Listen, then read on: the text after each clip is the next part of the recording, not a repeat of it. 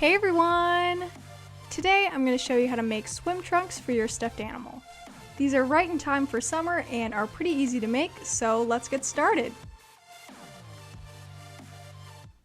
Okay, so here I have my fabric and pattern. I'm using this pineapple one since it's perfect for summer, and for the patterns I only need one luckily. And I'll have one sized for a Build-A-Bear linked down below. This stuffed animal isn't a Build-A-Bear, so the measurements are slightly different. But you can check out this pattern video so you can make this for any size stuffed animal. Okay, so I need two of these pieces and they need to be mirror images of each other. So the easy way I do that is just folding the fabric in half first and then cutting them both out. And I'm using a rotary cutter and mat for this, but you can always just use scissors. And I thought I was being very strategic, making sure all the pineapples were right side up. But what I didn't realize is since I folded the fabric in half, for one of the pieces the pineapples would be upside down. That crushed me just a little bit, but I kept going. And if your pattern is similar and you want them all a certain way, what you should do is cut out one piece at a time. And for the second one, flip the pattern over and then cut the second one that way. That way they're still mirror images of each other. But now the first thing to do is flip this piece over and fold over the bottom edge to hem it. I'm trying to do two pretty tiny folds because I was thinking that the shorts might end up too small, but luckily they ended up being perfect. I need to keep doing that along the entire bottom edge, pinning as I go. And once I have it all pinned, I'm going to use a straight stitch to sew this down.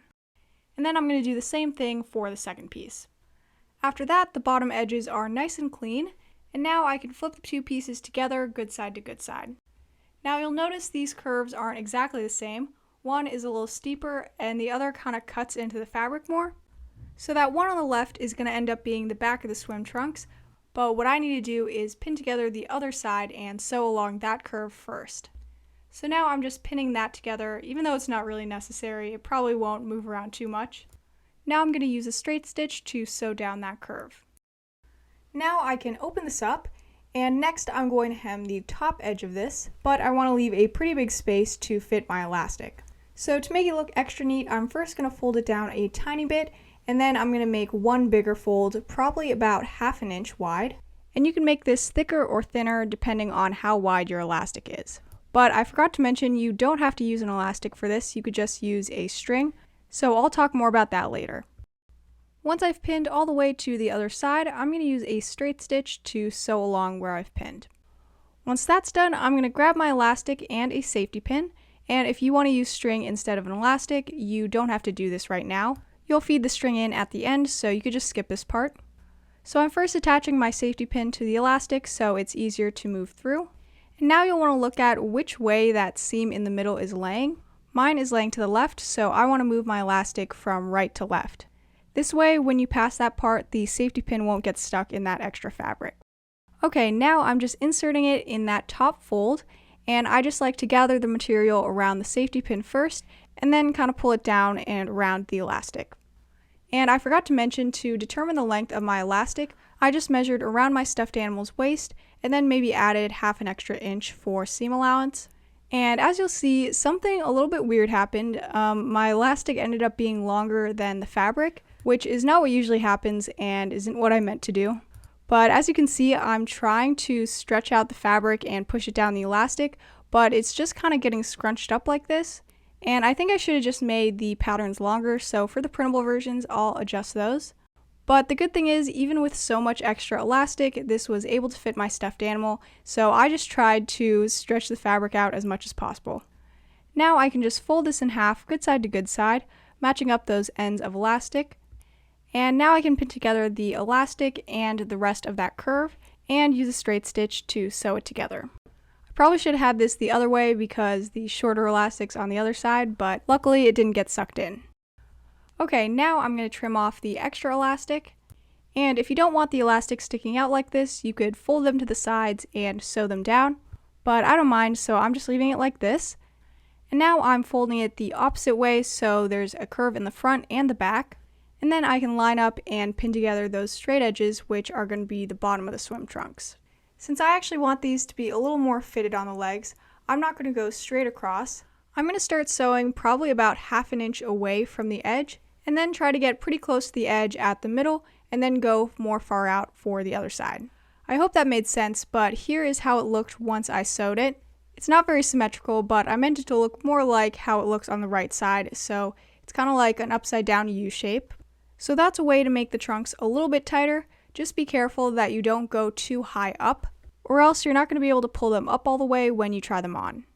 If they still look a little too wide for you, as you can see mine are still pretty wide, on the sides you can kind of sew in a triangle shape to tighten them, so just like I'm marking with my finger. But I don't mind mine being looser like this, so I'm not going to do that. So now I can turn these inside out and I have one more step to do, and that is add the little string that swim trunks usually have to adjust them.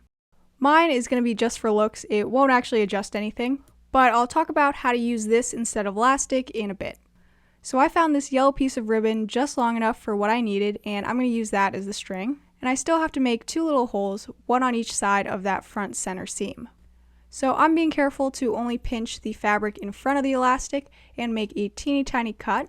Mine ended up being a little too small, but better to make it too small at first than too big. And then I need to cut one more on the other side.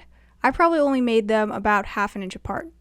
Now at this point, if you wanted to use a string instead of an elastic, you could feed your string in through one of the holes, bring it all the way around, and it can come out the other hole. And that way your string will actually adjust how tight they are.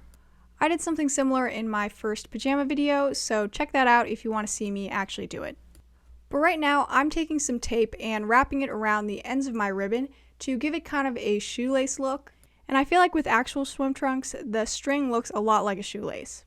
So I'm just rolling up the end of my ribbon really tightly, and with about half the tape sticking off, I'm just going to roll that around. And after wrapping all of the tape, it's pretty solid, so I just trimmed off the extra. And now I can just feed this through one of the holes, and the tape should hopefully make it easier to do that. And at first it was getting stuck in that extra fabric from the seams, so I had to go in the other way. But now I can just cut this to the length I want and do the same thing with the tape for the other end. And now here is how it looked when it was finished. I didn't leave enough to tie it in a bow, but that's okay. Now I can try this on my stuffed animal. I was actually kind of surprised this fit pretty well because, as you can see, this teddy bear is kind of sitting down, and usually I would use a different pattern for sitting stuffed animals. But luckily his legs aren't too far apart because these fit pretty well.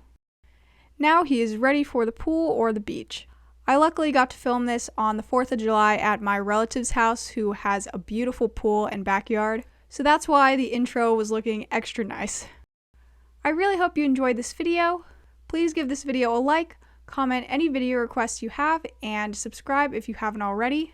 And make sure to check out the other swimsuit video I've made. I'll link it in the description. I'll see you next time!